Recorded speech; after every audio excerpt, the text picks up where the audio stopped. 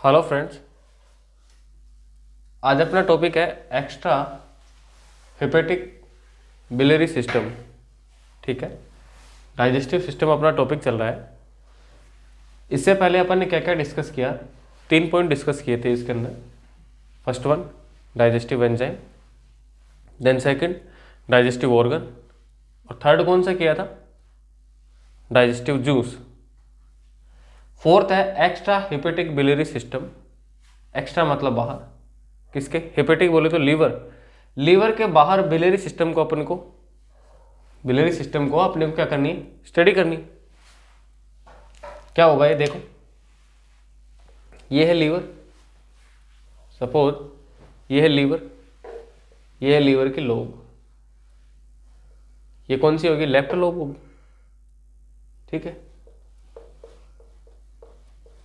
ये हो गई right lobe.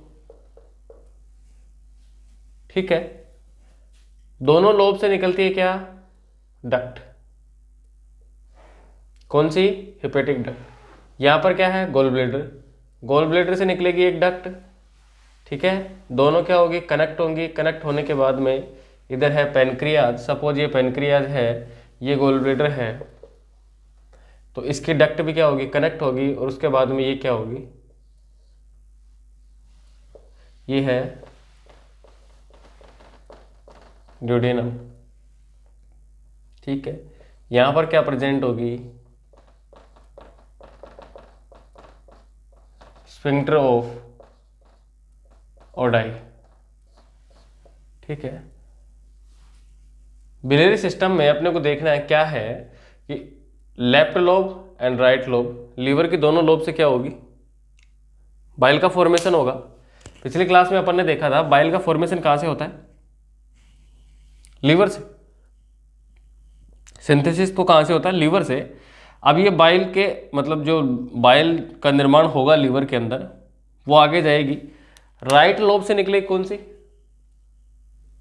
Right hepatic duct. Right hepatic duct. Left से क्या निकलेगी? Left hepatic duct. दोनों क्या करेंगी? बाइल को लेकर आएंगे, दोनों मिलेंगी। Right hepatic duct and left hepatic duct. तो मैं बोल सकता हूं इसको क्या हुआ, इसका क्या नाम हुआ? Common hepatic duct. दोनों डक्ट मिलके कौन सी डक्ट का निर्माण करती है? Common hepatic duct. ठीक है, देन इधर है गॉल ब्लैडर। गॉल ब्लैडर की डक्ट का क्या नाम है? Cystic duct. ठीक है, cystic duct, common hepatic duct, दोनों मिलकर किसका निर्माण करती है? Common bile duct. ठीक है, यह है पेनक्रियाज। पेनक्रियाज की डक्ट का क्या नाम होगा? Pancreatic duct. ठीक है, कॉमन बाइल डक्ट और पेनक्रियाटिक डक्ट आगे मिलकर किसका निर्माण करेगी? Common hepatic pancreatic duct.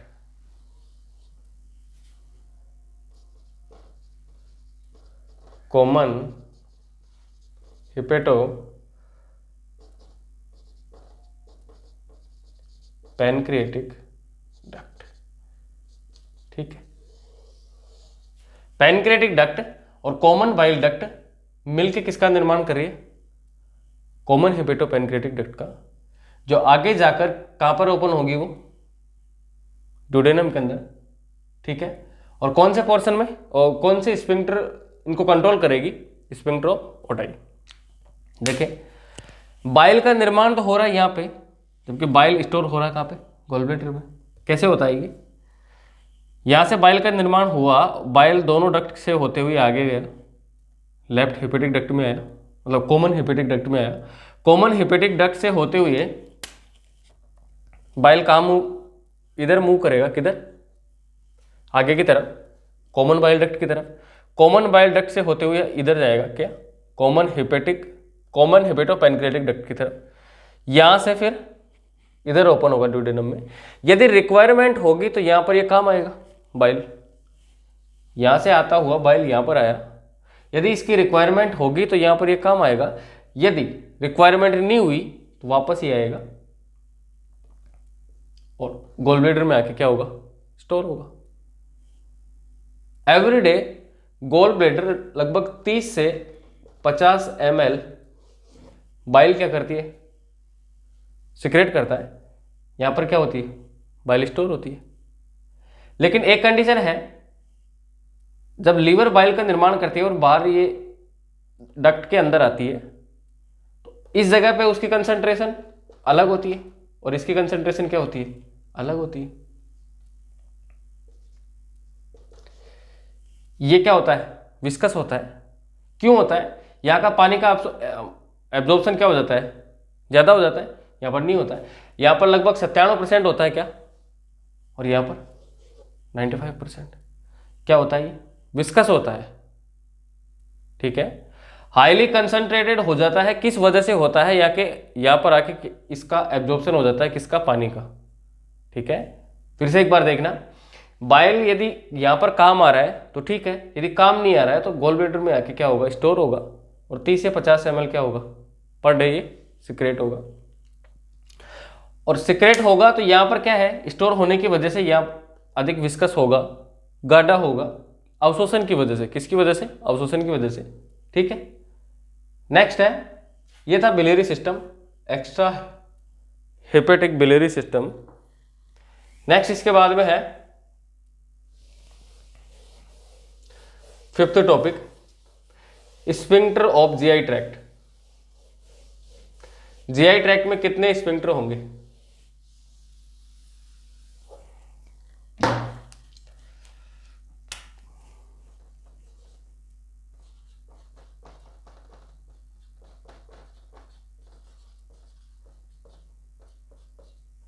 कितने स्फिंक्टर होते हैं, 7। कौन कौन से होंगे, first crico sphincter, crico oesophageal,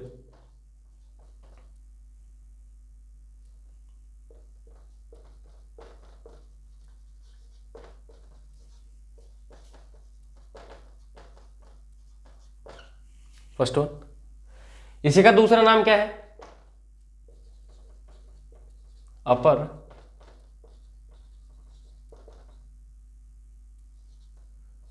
oesophageal sphincter. मतलब फेरिंग्स या बकल कैविटी, उसके बाद में क्या है, फेरिंग्स के बाद में क्या है, ईसोफेगस। तो ईसोफेगस और फेरिंग्स के मध्य जो स्फिंक्टर प्रेजेंट होगा, ईसोफेगस का अपर पोर्शन, और ये क्या हो गई, फेरिंग्स। तो यहां पर जो स्फिंक्टर प्रेजेंट होगा वो क्या होगा, crico sphincter, crico oesophageal sphincter या फिर upper oesophageal sphincter. Then second cardiac sphincter, या इसी का दूसरा नाम क्या है,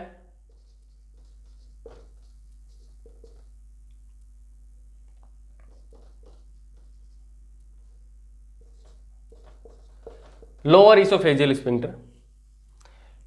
इसोफेगस के लोअर पार्ट में कौन सा होगा, कार्डियक स्फिंक्टर या फिर lower oesophageal sphincter.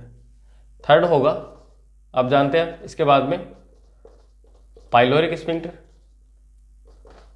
Pyloric sphincter के बाद में क्या होगा, sphincter of ODI. Upon GI tract की बात कर रहे हैं ना, पहले पाइप की बात कर रहे हैं इसकी। ठीक है, तो उसमें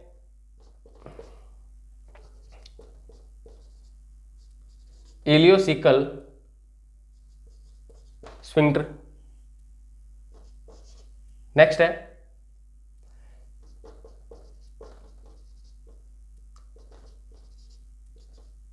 इंटरनल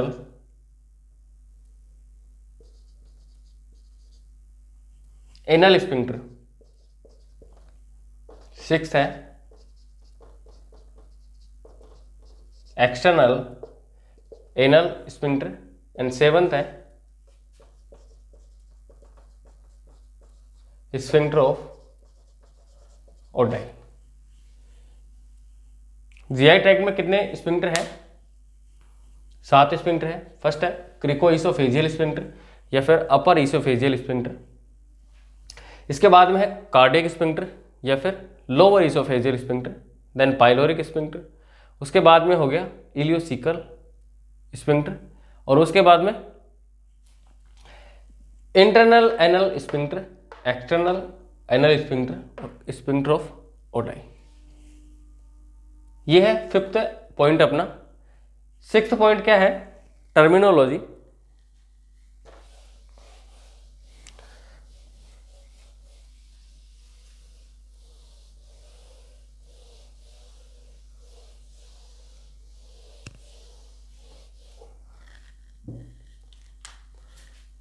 सिक्स पॉइंट है अपना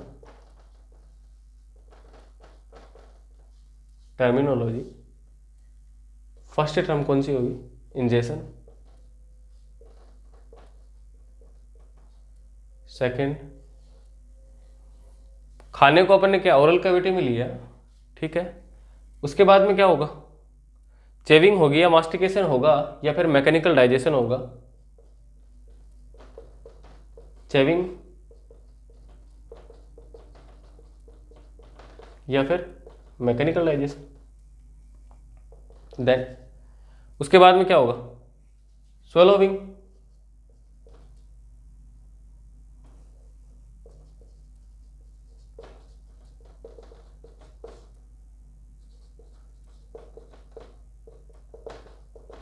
डिग्लिटेशन, स्वलोविंग या डिग्लिटेशन। नेक्स्ट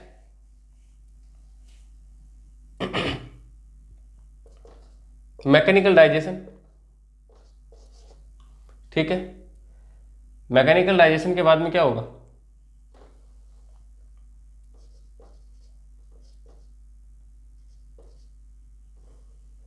पहले ये देखो, इंजेक्शन का मतलब क्या हुआ? Put down the food into oral cavity. इसका मतलब क्या हुआ? इंजेक्शन का मतलब क्या हुआ? खाने को ओरल कैविटी में लेना, इंजेक्शन हो गया। चेविंग या फिर मास्टिकेशन या फिर मैकेनिकल डाइजेशन क्या होता है? बड़े फूड पार्टिकल को छोटे फूड पार्टिकल में तोड़ा जाता है bye the help of teeth. दांतों की सहायता से बड़े फूड पार्टिकल को छोटे फूड पार्टिकल में किस तोड़ा जाता है, वो क्या हो गया? चेविंग या फिर मास्टिकेशन या फिर केमिकल मैकेनिकल डाइजेशन। नेक्स्ट है स्वेलोविंग या फिर डिग्लिटेशन। खाने को फेरिंग से या फिर फेरिंग से किसमें डालना? ईसोफेगस के अंदर, वो क्या हो गया? डिग्लिटेशन रिफ्लेक्स। फूड को फेरिंग से ईसोफेगस के अंदर ट्रांसफर करना क्या हो गया? डिग्लिटेशन रिफ्लेक्स। ये क्या हो गया?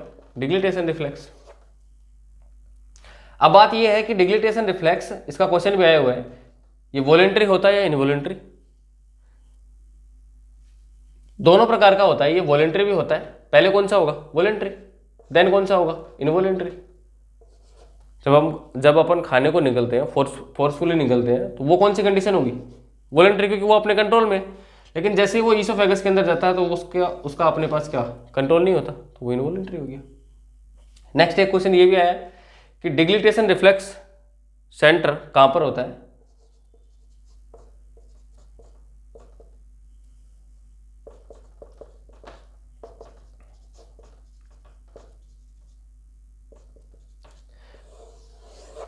डिग्लिटेशन रिफ्लेक्स सेंटर कहां पे होता है?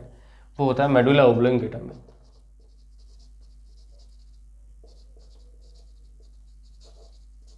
ठीक है। वो कहां पे होता है? मेडुला ओब्लोंगेटा में। नेक्स्ट है केमिकल डाइजेशन। इसके बाद में क्या है? Chemical digestion. और केमिकल डाइजेशन का मतलब होता है बड़े फूड पार्टिकल को छोटे फूड पार्टिकल में तोड़ना bye the help of digestive enzyme या फिर केमिकल, जो अपन ने पहले देखा है। केमिकल डाइजेशन का मतलब क्या हुआ? बड़े फूड पार्टिकल को छोटे फूड पार्टिकल में तोड़ना bye the help of digestive enzyme, ठीक है। वो क्या होगा? Chemical digestion. नेक्स्ट है प्रीस्टेलिक मूवमेंट।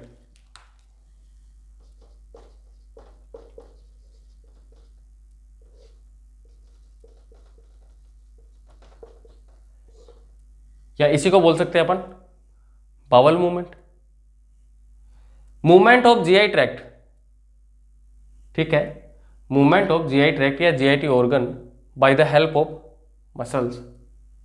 जीआई ट्रैक्ट का मूवमेंट किसके द्वारा? मसल्स के द्वारा होता है, उसको क्या बोलते हैं? पेरिस्टेलिक मूवमेंट। नेक्स्ट है प्रोपल्सन। प्रोपल्सन का मतलब क्या होगा? जीआई ट्रैक्ट के अंदर फूड का movement, movement of the food into GI tract. Next है 7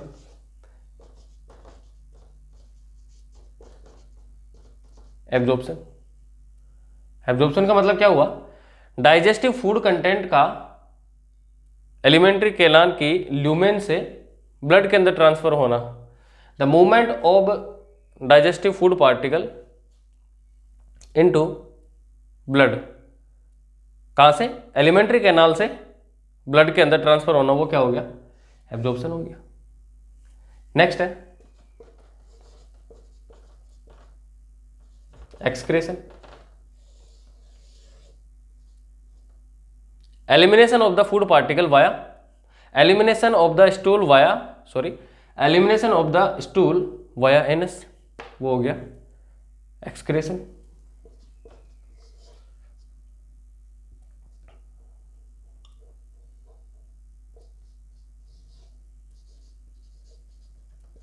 डेफिकेशन।